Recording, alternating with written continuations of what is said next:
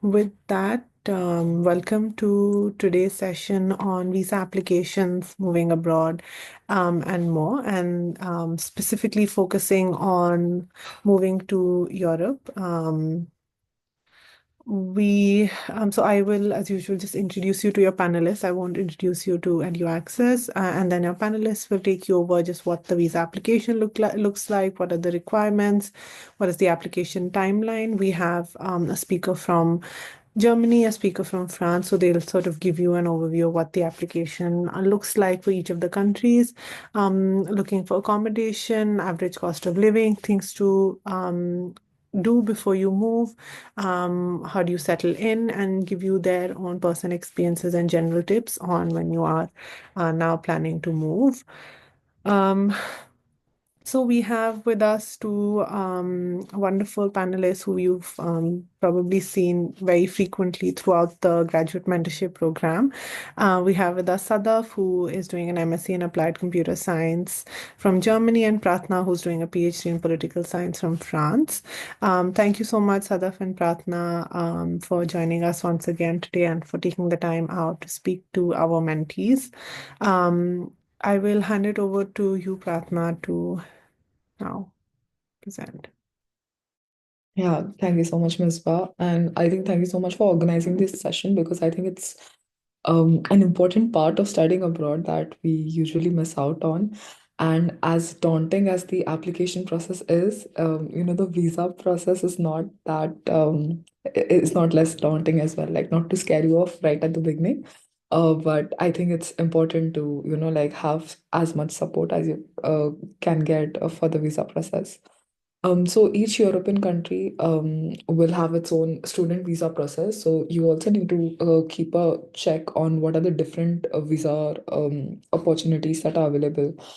So if you're doing your master's for 1 year, you might have to apply for another visa if you are staying. So like for instance, if you're applying to France and if you're doing a 2 years master's, you will be applying for the VLTS longer stay visa, which will be initially for 1 year and then you have to renew it for another year. So depending on the country that you're going in, make sure that you are referring to the specific requirements. And you should apply for a student visa only after receiving an official offer letter. So the offer letter will be a crucial part of your visa application process throughout. So unless and until you have the offer letter in hand, it doesn't make any sense to start the visa procedure. And it is all truly usually made to a country's embassy or an external agency such as VFS Global. For France, it is through VFS Global. Of course, I'll be talking about France in detail in further, but usually for most of the European countries, it's through VFS Global. Processing times again can vary. It is usually advisable to apply 2-3 months before your course begins. So there are a lot of external factors that also come into play that are not under your control, right? So as soon as you have the offer letter and as soon as you have all the documents in place from your end, I think I would advise you to like apply to for the visa as soon as you can because there are a lot of externalities involved and you might not want to risk it. So it's always better to apply. So I applied during the pandemic, so the situation and the scenario was entirely different during our time. But now as well, there are a lot of factors that affect, so it's always better to have more time in hand. And most student visas allow part-time work up to 20 hours a week. The rules might differ by country. For France, it's 20 hours per week, so you can officially work part-time. And I'm not sure about other countries, but for France, it's 20 hours per week. Can we go to the next slide, please? So, while you are applying for your visa, these are the usual gender documents that you require in point. A valid passport with at least 6 months of remaining validity. Also, if your passport is near expiration, I think it's always better to like get it done, like renew your passport back at home and then move abroad because so in France it's easy to renew your passport. You don't need to go back to India to renew it, but I'm not aware about how it works in other countries. So yes, passport important. And admission letter from your university or college. So that will become an important part of your application process, definitely. A proof of sufficient financial means, often shown through bank statements or blocked account. So to the best of my knowledge, blocked account is something that, it's required in Germany. But for France, you don't need to have a blocked account as such. If you give the proof of funds that you have the sufficient means to survive for a year, you are good to go. And of course, I will talk about France in detail. But proof of finances is something that will also be an important part of your application. Evidence of accommodation arrangements in the host country. So here you need to give a proof that you have a contract, or if you're living in an Airbnb, you basically show like that you're living in Airbnb for 2-3 weeks. So for France, you need to show proof of accommodation for 3 months. So what a lot of people do is they book a hotel for 3 months, and if they're not able to, that is, if they're not able to secure accommodation, and then basically submit the papers when they're applying for the visa. So in France, there's this document called Attestation Hébergement, which basically means, like, it's the accommodation letter. So if you're basically living in with a landlord, or you're subletting or something like that, so that's the document you will, need to provide. If you're a scholarship student, and if your scholarship um, clearly states that accommodation will be provided as a basis of that, you just need to submit your scholarship letter in that regard. You don't need to show proof of evidence. So mine was such a case, so I did not have to show accommodation papers, but like just the scholarship certificate was enough to basically show that, okay, I don't need accommodation. This is going to be taken care of. Then you have the travel insurance that covers your stay. They specifically ask you for that. Each country also has specifications. So for instance, for France, you need to show 3 months insurance, of course, along with your travel insurance, you need to show for 3 months. And then once you enter France, you need to take the mutual, like the insurance that's here, and then also apply for the social security. So again, but in terms of other countries, I think it's also, like, better to get it checked. A completed visa application form and passport size photographs. Also, in a lot of sense, these passport size photographs have certain criteria that they need to be with a white background, and you do not have to smile. So you have to look straight in the camera, and then like, you should not be grinning. So, and your ears should be visible. So there are some specifications when it comes to those photographs. So make sure that your photos are following it. If not, usually the VFS office also has like a photo booth where you can, like, take your photos and get it printed. But this is the usual guidelines that they follow. A motivation letter or statement of purpose explaining your study plans.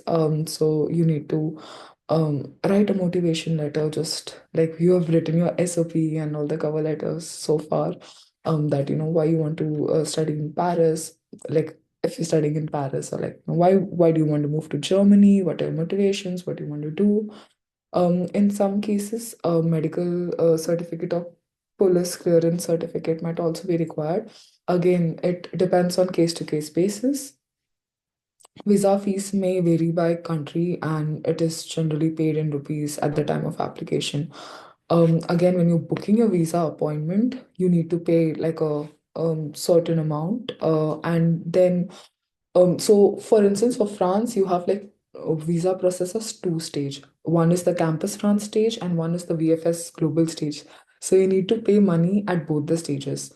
But if you're a Friend scholarship holder, you don't have to pay the Campus France processing fees and everything that's required. You just need to pay the VFS or Global like service charge. So that's why if you're a scholarship student, make sure that that scholarship certificate is included in the part of your application, because that would make a lot of difference. Okay, can you go to the next slide, please? Yes, begin preparing your documents as soon as you receive your offer letter. So for me, what I had done is I'd open an Excel sheet and I made a list of all the documents that I needed for my visa, right? And I was keeping a track on, okay, this is check, this is check. Because I think at that time you're going, I think now, like once you have your offer letter and once you know that you're moving, I think you will be on an emotional roller coaster because also you are figuring out your logistics of your move. At the same time, you are also going through a lot emotionally, right? Because you're going to uproot yourself from your environment and you're going to be somewhere else, so emotionally also you're going through a lot. So also be mindful of the fact that it is a big move, right? You're changing, you're going to a place where you might not know anyone. It's completely different. So and during that time, if you're dealing with the bureaucracy, it's not the best mental state to deal with. So that's why having it in order, like for me, it works best if I usually work well with spreadsheets, but like you can also like do whatever works suitably for you. Make sure your passport is valid for the entire duration of your intended stay. So for France, of course, you're applying for 1 year visa first, and then you have to renew.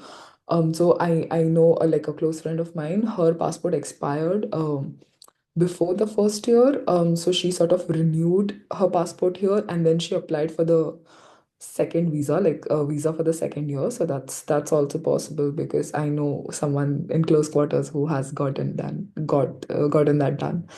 Book your visa appointment and well in advance as slots fill quickly during peak seasons. I cannot emphasize this enough because I think VFS slot appointments at this point have become fastest fingers first. You have to be very, very mindful. I also know about people, also know of people who have traveled to another city because they couldn't get a VFS appointment in their city. So, in order to avoid all the hassle, that is why I'm saying that, as soon as you receive your official letter, just start working on your application and everything so that, everything's taken care of. Keep photocopies and digital scan of all submitted documents. So during my visa process, I faced a lot of hurdles. So I think you can learn from my mistakes. Basically, so when I was filling my VFS Global form, the money was cut from my account.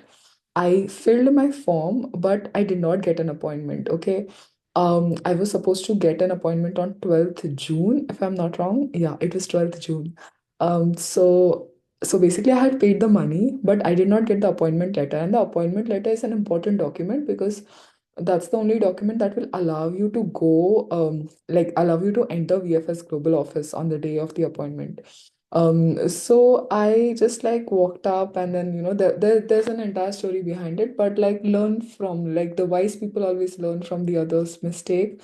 Learn from me and make sure that, the form is filled. Of course, I had to then go and fight and then, cry and then get a refund back and then also make sure that I get an appointment and get my biometrics done on the same day. But it was like a lot of emotional energy there. So be ready to also attend an interview if requested by the embassy or the consulate.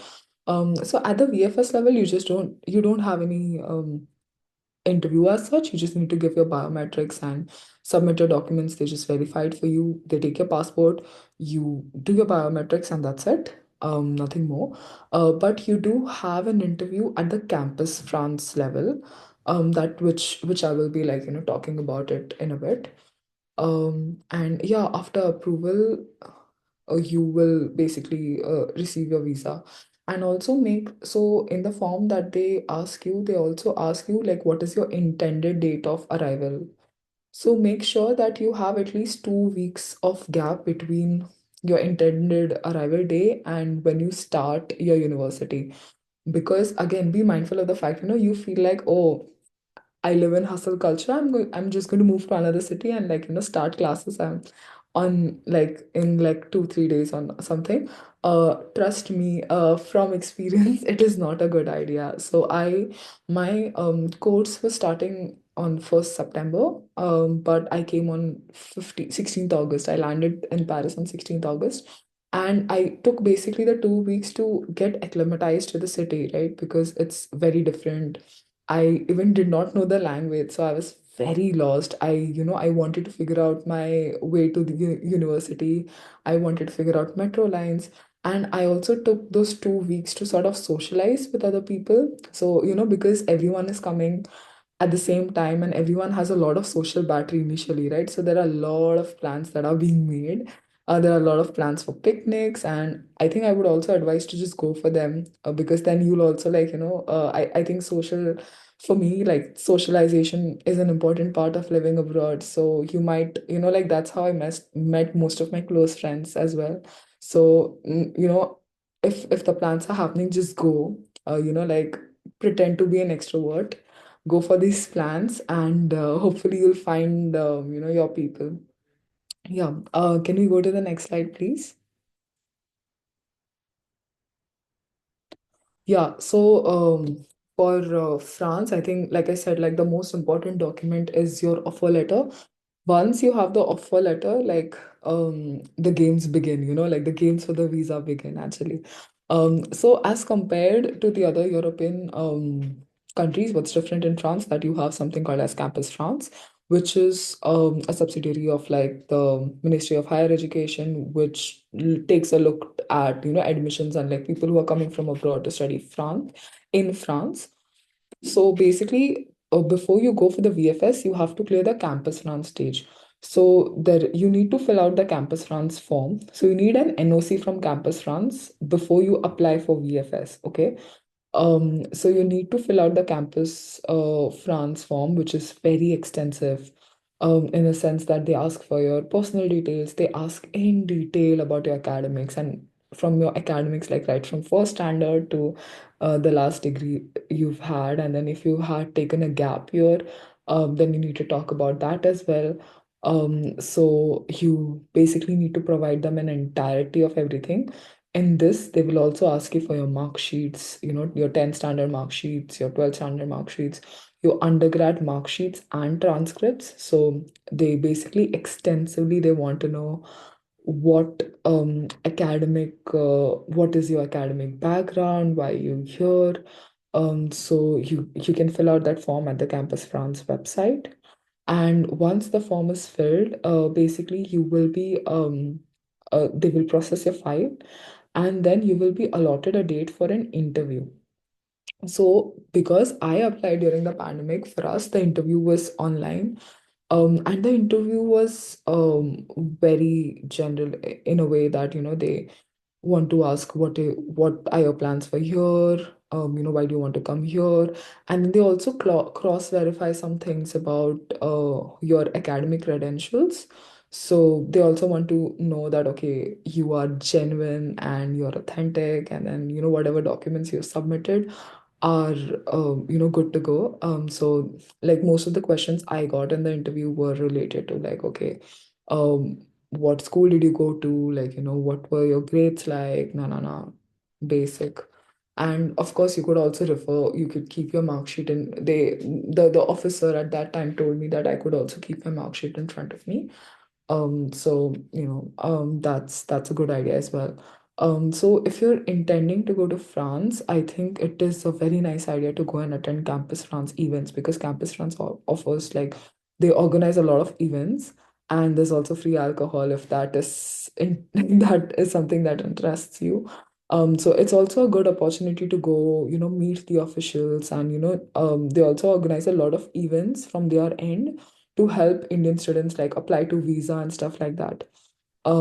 So you can also take a look at that. All right. And then once the interview is done, within a week or so, they will give you this NOC. And then with that NOC, you can now book an appointment with the VFS office. So then you fill the VFS office form. Then you book an appointment, and then you pay the fees, and you get an appointment letter. The VFS appointment letter is an important document here. All right. So, just to talk about the documents that you will need to, get things in order, is like proof of finances. So in France, because you're applying for 1 year visa, you need to show proof of 1 year of tuition fee and living expenses. Now, for living expenses, it is 800 euros per month. So you need to show that you have like 800 into 12 euros a month. So you have expenses for that. So you need to give proof for that. And if you're doing a master's of 2 years, the next year also you need to do that. But like that you would be doing in Paris, that would be a different procedure.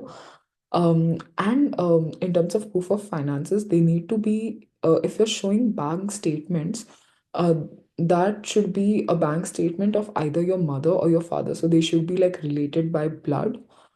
So like, they only accept that. If it is your uncle or, like a family friend, you need to have a stamp paper affidavit, like, saying that I will, I'm covering the expenses, no. So if you are showing your uncle's bank statements as proof of funds, that is something that you need to take into consideration.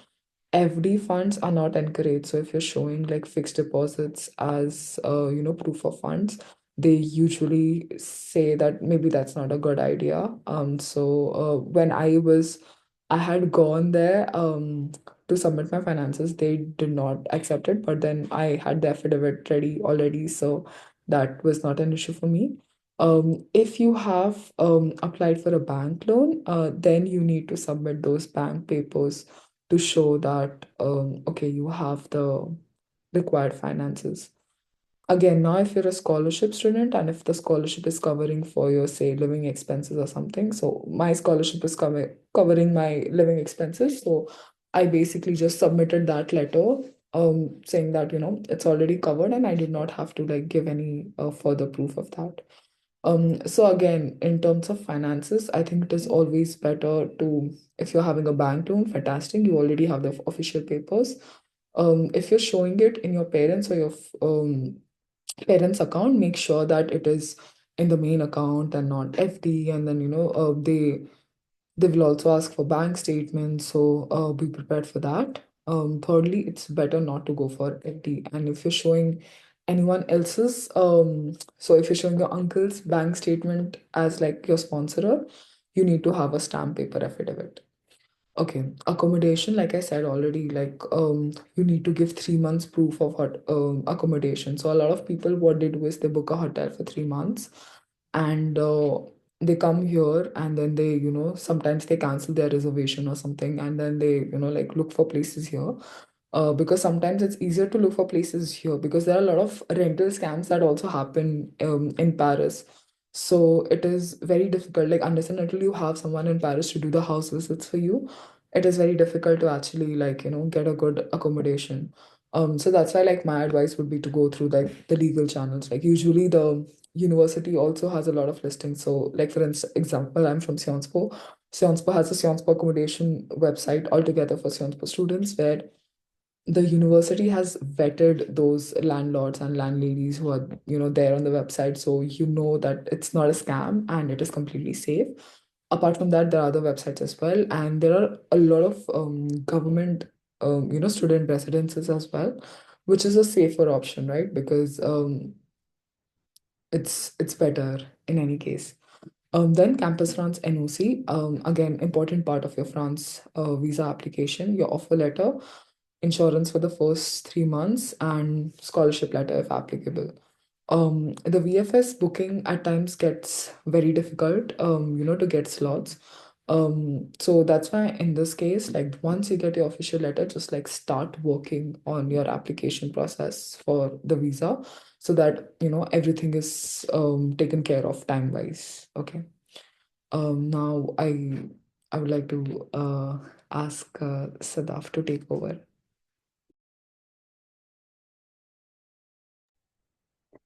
Hello there, everyone. So yeah, all the important things have been discussed already, and we'll just clean over a little bit on the German part. And it's not very difficult, except it's not very different, is what I mean. Except it's difficult in one part and easier in other as compared to France, apparently. So the best way to get started would be to go to VFS Global and just see what which category you would fall in, what requirements you would have to look into, and it just is as simple as that.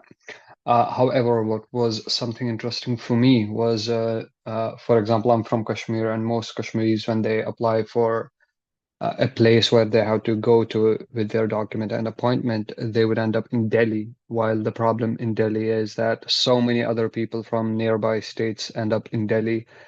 And as a result, anyone who has applied from Delhi, most of the people I know, it took so much time for them for visa and also for APS certificate, because if you're already this far and you already got an admission somewhere, you probably know about APS. So it usually has been a little bit of a work on that front. But for me, since I lived in southern part of India for 1.5 years, I was able to apply in Bangalore, and that's where I lived. So it became easier for me. I just got an appointment very soon. I got my visa within 21 days. Uh, so if you are somewhere away from, let's say, Delhi, and you have been living there for a while, take that opportunity and apply from there. Do not apply from your hometown. So the documents which you would have to use would be your admission letter, of course. Also, IELTS report card, unless your admission letter says that you don't need to, but mostly you do. For example, in my case, I didn't need any IELTS, but my admission letter did not say that, so I had to give my IELTS report card for visa. Also, the real graduation certificate, and if you have not collected that from your uni yet, which was the case with my friends, they had the thing called provisional certificate. So they had written this on their SOP, which was a new SOP for visa, that they will be submitting the SOP thingy to the uni, the certificate thingy to the uni as soon as they reach there, because they just have the provisional certificate. And also, you'll have to have your statement of purpose. So it would be nice to write why Germany and what are your plans after you study. So some of the people around me, they suggest that it's better to write that after you get educated, you leave. But in my case, I did the opposite. I said I wanted to do a startup, and I also want to take the opportunity of AI blooming in Germany as of now. But most people suggest to do otherwise. But all in all, most people do also get their visa. I don't know anyone who hasn't gotten their visa, but still, it's suggested apparently by other people that you say that you're not going to stay there for a long time after you graduate, and obviously your passport as well. And in addition to that, if you have a scholarship or funding, you give the proof. And if not, which was in my case, you have a blocked account wherein you just pay like 11,000 euros or something, which is the amount you will be using for 1 year. And in that blocked account, I used this service called Expatrio. I think that's the most commonly used.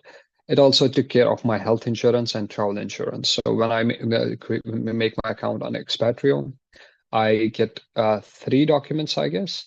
One of which is the fact that I have a block account. Another is travel insurance and health insurance for that year. So I use all those three documents when I submit my visa. And also, expatriate nowadays apparently gives you this option of creating a bank account as well. You pay a little extra. And as soon as you reach and you get an accommodation in your post, you'll be having all the details. But in my case, it was not that way. I had a blocked account. Then when I came to Germany, had my bank account. I connected that with my expatriate, and they started reimbursing me my money on the monthly basis. I had written, try putting name in of professor as from uni as a point of contact and be ready to get a phone call. But I made this mistake. This falls under APS. I have updated here. It's not updated there because I did that in the last moment. So if if you have not applied to APS already, if you are not applied to APS already, so you will be asked to do so. Try putting the name. I did not do this earlier, so they gave me a straight phone call, and it was easier for me. But for most people, it doesn't. It takes months And as a result, they are unable to apply for visa because you need APS for visa. So when you're applying for APS, which is a prereq for your visa, try putting the name of your professor with whom you already talk, so that if they get a phone call or an email, they actually respond in time. And because the problem is, once it reaches to the documents reach the consulate, they just tell you categorically, do not write an email to us, and we will do it on our own. And there is no transparency. That just is an ugly part of the process. And I was also lucky to get it all quite easily and quite fast within 2 weeks or so. But I know people who had to delay their admission by a semester because they did not get their APS certificate thingy. So APS certificate, if you don't know, is basically a certificate required off of Indians, Vietnamese people, and Mongolians. I'm not sure about Chinese. I think these three countries, they want you to send your original documents, not original documents, copy of original documents of, let's say, your certificate, your IELTS, and other documents. And they just verify if your degree is forged or not. So in my case, I once got a phone call from them. They wanted my username and password of my university so that they would actually see that the report card which I had given, my transcript, is not fake. Uh, Today I feel that was not a nice thing. I should have resisted, but back then I just gave it. I that's not a standard way, but that's how they did it for me back in the day. So yeah, once you're done with that, then you will be able to apply for a visa. You'll get a certificate called the APS certificate. Can we move forward to the next slide? So as for accommodation, as for France, it has been talked about a little bit. So other things are quite common, I guess, across Germany and France.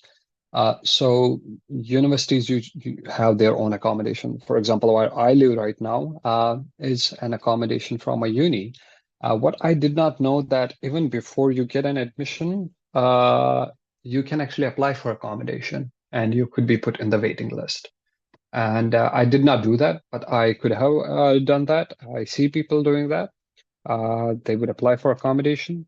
After every 90 days, they get an email, do you still want it? And you click yes.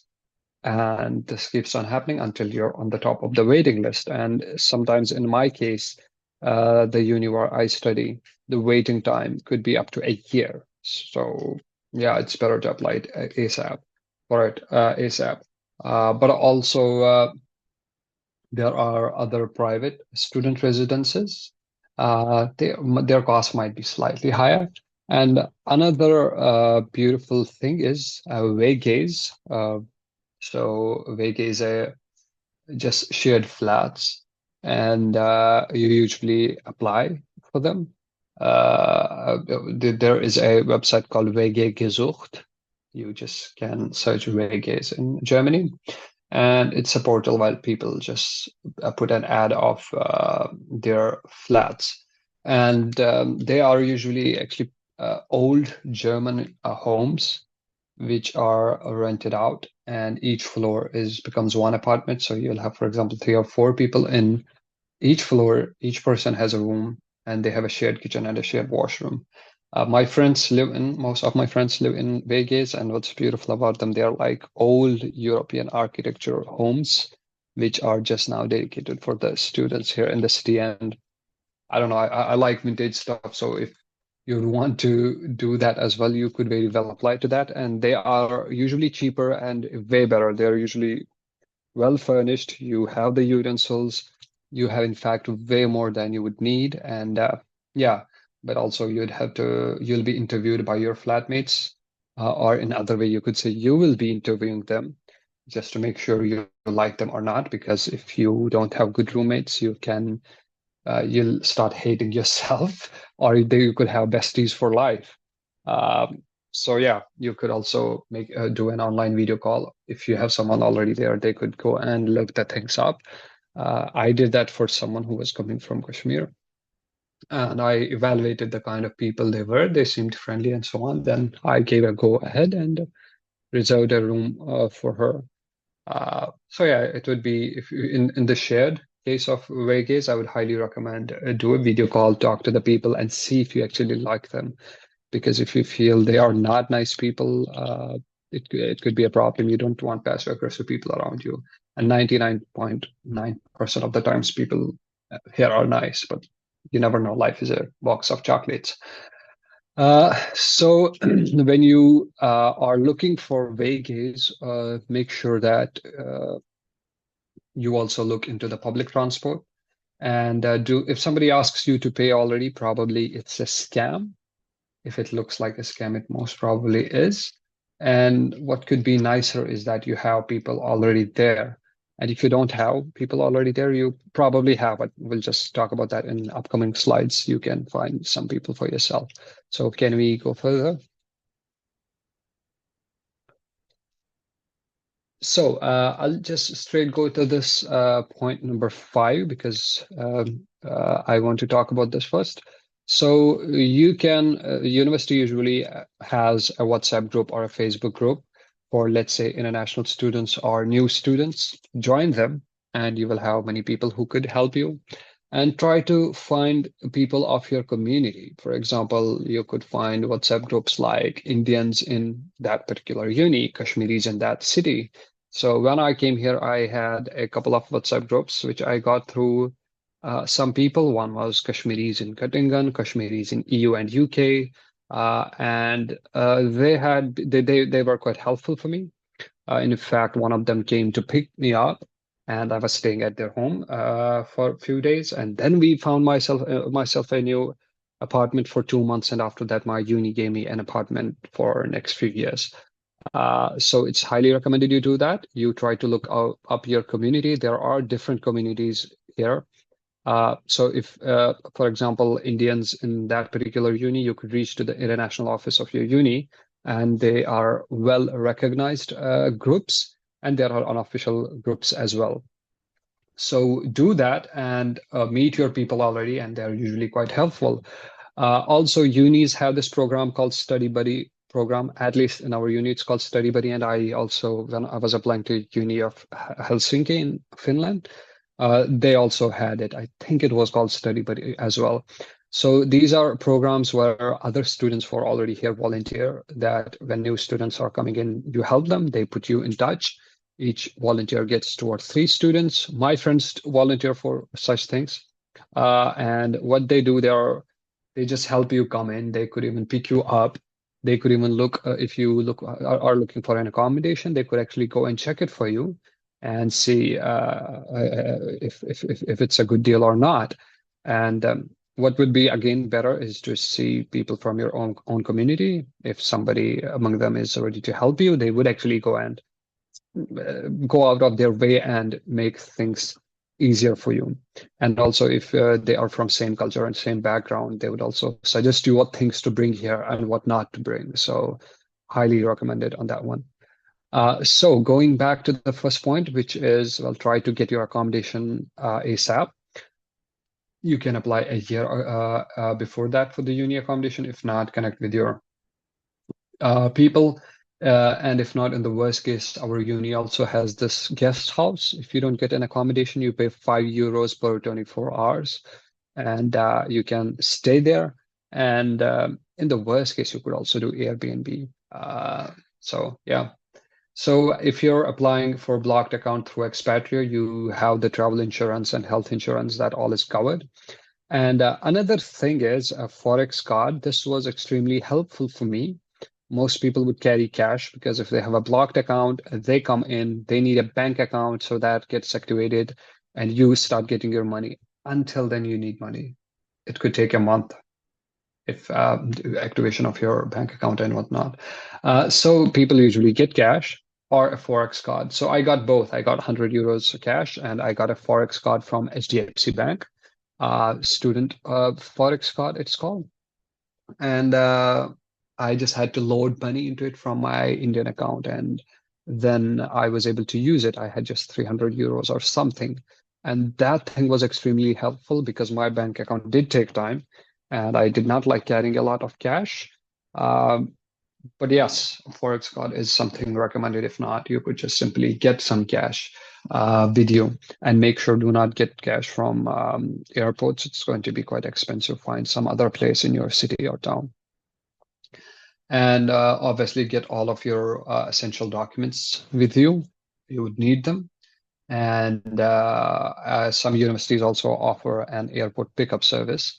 And C, connect with international office. International offices usually also have some events, online events for you guys, so that you see how to get in and what to do and what not to do. So go there and make sure you know the basics.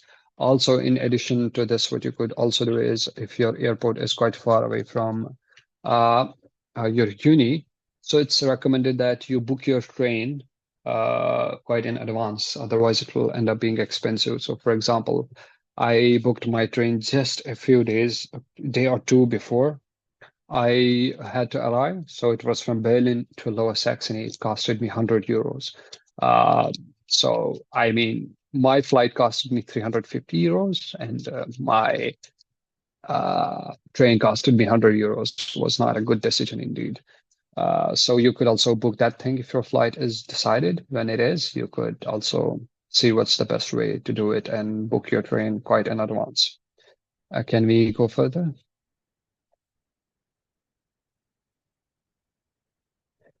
So yeah, as soon as you reach here, when you're connecting with some people or with your international office, they'll tell you about such things, which is registering at the local immigration office. When you get an accommodation, you have a postal address. Then you go to a place called city hall or town hall, and with your documents, with your address, and so on, so that the government knows where you are, where to reach out to you, and so on. You'll get all your documents after that there, and it's mandatory. It has to be done within few months, within a month or so, as soon as you reach. And yeah, you'll know about it by any other way in your uni than through us. So you have your local bank account, or if you're doing it through Expatria, they could help you with the bank account already. And when you reach here, you'd have to get a SIM card. And I think I have a different version of these slides. I had added some things. No, no, this is okay.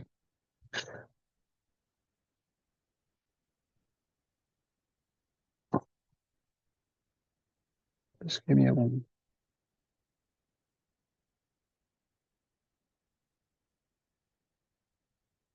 So yeah, get your SIM card, and when you're traveling, maybe try to get a there are those packs on your Indian SIM cards which could work abroad for a couple of days. Just do that, and when you reach here, get your new SIM card, and also make sure when you're looking into it, uh, you look into the contracts, because I made a mistake of getting a SIM card which had a contract of like 2 years. If I had paid just €5 extra in the beginning, I could have canceled it anytime. Now I just cannot. If I do, I had to pay rest of the money for the year, and then only I can cancel, and I'm stuck. And I'm not happy with the signal. So I have another SIM card as well, and just both of them are floating. Just make sure you look into the contract if you can cancel it or not, and attend all the events, initial events of your uni, online and offline. And if you can learn German or French, it could make your life easier. If you have a couple of months left, get an online course and try to learn the language. It could be quite helpful. I did not know that, so it was a bit of a trouble until I actually read it here. So you do not need to buy most of the things, because I see some people bringing pressure cookers with them, um, and other people buying a lot of clothes. I don't think you need to do that. I did not do that. Unless you cook something which really needs pressure cooker and you love eating that, you'll just get it then. I don't know. But if done right, you can buy things here way cheaper than you would buy elsewhere. At least Germany also has this great culture of secondhand buying things and giving away things. You could use that if you're comfortable. And if not, then utensils, if you buy them from a place called Action, if you get electronics from Action, they could be quite cheaper, and you do not have to carry a lot. But I would recommend if you want to, maybe buy a boot and a jacket from your home country. Before arriving here, you would need them in the winters, also depending on where you live here in Germany. So yeah, can we move further? So general tips, I think I already told you. Yeah, you can get cosmetics and electronics cheaper here.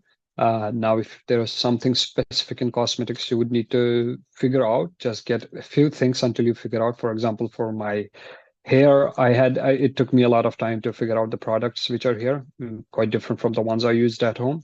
So I got some extra with me until I figured things out. I would also recommend getting basic medicines, paracetamol and whatnot.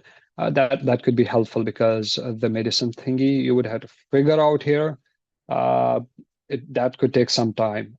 You can get them over the counter, but yeah, they're like the Ayurvedic medicines. We have an apotheke here. They look like Ayurvedic medicine, not pretty much what I would have gotten from home. So everyone generally buys some of the basic medicines until they settle in here. And yeah, the rest of the things I think I already told. I think, is that it? Then we have, yeah, that's all. Yeah, I'll just like quickly go through like the general tips of my answer. I think like Sadaf has already covered. Yeah, in terms of pressure cooker, yeah, only if you're like preparing to like make rice or something, it makes sense to get, because again, in terms of luggage, you need to be very strategic with how you plan, right? So just only focus on things that you will absolutely not get here, and like pack your bag accordingly. Start looking for accommodation as soon as you get the offer letter, because like for Paris, it's true for every European city, but like the rental market, sometimes it's very difficult, and a lot of international students are coming at the same time, right? So it's intense struggle going on for that. If you're based out of Paris, there's also something called a Cité Universitaire, which basically is a student campus, where you have houses of different nationalities. So you have the Indian house, you Portuguese house, Norwegian house, Dutch house, no, no, no. So you can apply to them, and like you can live in one of those houses. It's like really amazingly well located. You have a lot of facilities inside the campus, so that is also something you can look out for. Then other than that, you can also check out sites like Studapart and Seloche.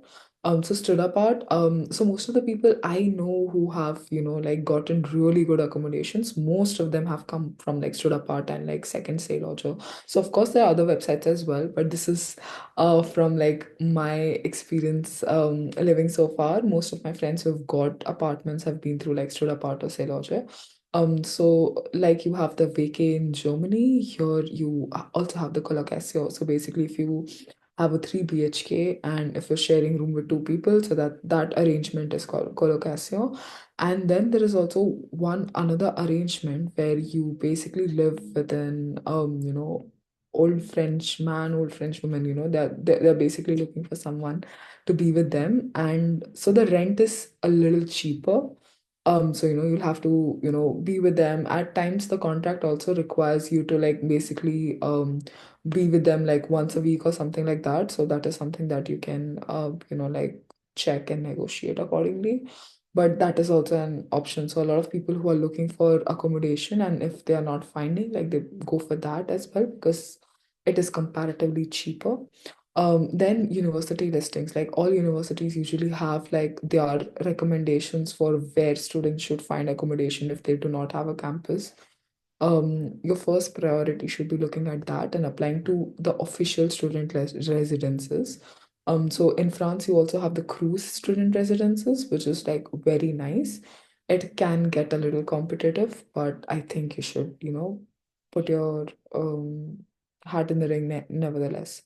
Some houses require you to have a French guarantor. So if you don't have one, of course, most of us don't have one. So you apply for Visal. So Visal is basically the state taking the onus of, if you fail to pay your rent or something, like, they will take care of it. Another suggestion I had is like, do not buy SIM cards at the airport. Sometimes they're scams. Most of the times they're scams. So what I did, and I think I would suggest that for everyone is to take the international roaming, come here, go to the you can either order it online here, or you can actually go to the store. So you have you have Free, Orange, Pretel, and different companies, so you can actually go to the store and buy it. And secondly, like Sadaf said, like actually check what you're signing up for, right? When it comes to SIM card, because I also had an incident. I basically like took one SIM card, and then realized that after 1 month it was not working. And like, so my French security number, my bank number, everything was linked to that. And then later I realized that because my French was like at bonjour level at that point, I basically bought a SIM card that are for tourists. So I bought a tourist SIM card which expired after 1 month, and there was no way for me to revive the number. So I had to take another SIM card, and then I had to deal with French bureaucracy all over again, because then I had to change my number in like every account possible, like with my social security, my carte vitale, my bank account, and it was a nightmare and a mess. So learn from our mistakes, and like make sure that you are not taking the tourist sim, but the normal one. I have become the running joke of my friend group because I have made so many of them. So like learn from our mistakes. Yeah, I think so. That's it from our side. So if you have any doubts, questions, feel free to ask.